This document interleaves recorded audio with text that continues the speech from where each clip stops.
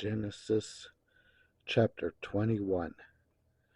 Now the Lord was gracious to Sarah as he had said, and the Lord did for Sarah what he had promised.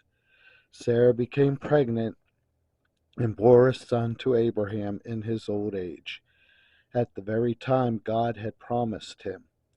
Abraham gave the name Isaac to the son Sarah bore him. When his son Isaac was 8 days old, Abraham circumcised him, as God commanded him. Abraham was 100 years old when his son Isaac was born to him. Sarah said, "God has brought me laughter, and everyone who hears about this will laugh with me." And she added, "Who would have said to Abraham that Sarah would nurse children? Yet I have borne him a son in his old age." The child grew and was weakened, and on the day Isaac was weaned, Abraham held a great feast.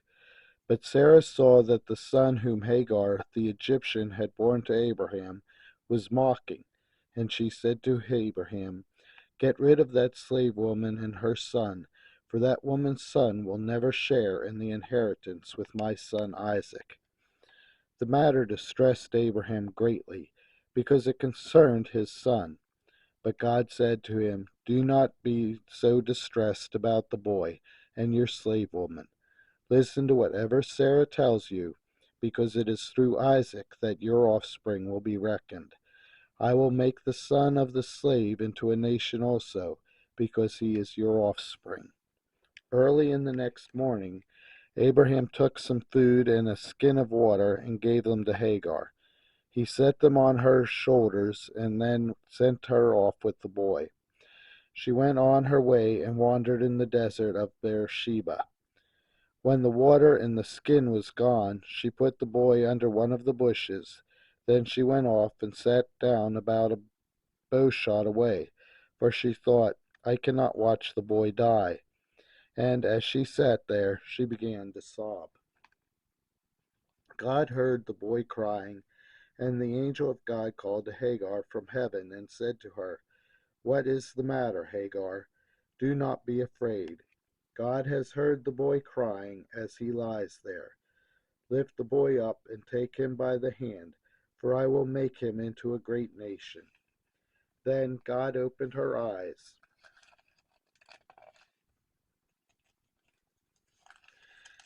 and she saw a well of water. So she went and filled the skin with water and gave the boy a drink. God was with the boy as he grew up. He lived in the desert and became an archer. While he was living in the desert of Paran, his mother got a wife for him from Egypt. At that time, Abimelech and Phicol, the commander of his forces, said to Abraham, "God is with you in everything you do.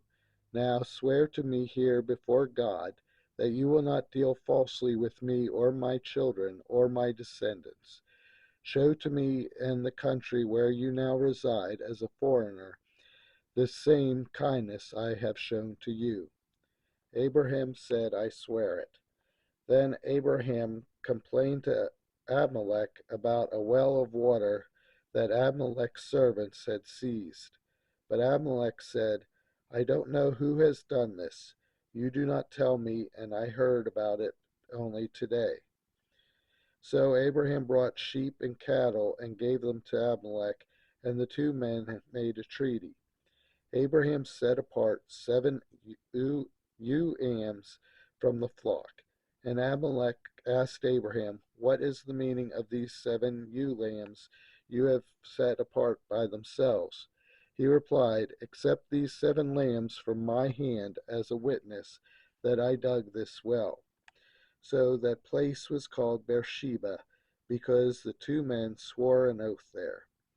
After the treaty had been made at Beersheba, Abimelech and Phicol, the commanders of his forces, returned to the land of the Philistines.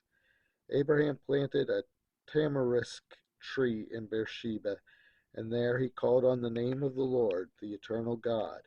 And Abraham stayed in the land of the Philistines for a long time.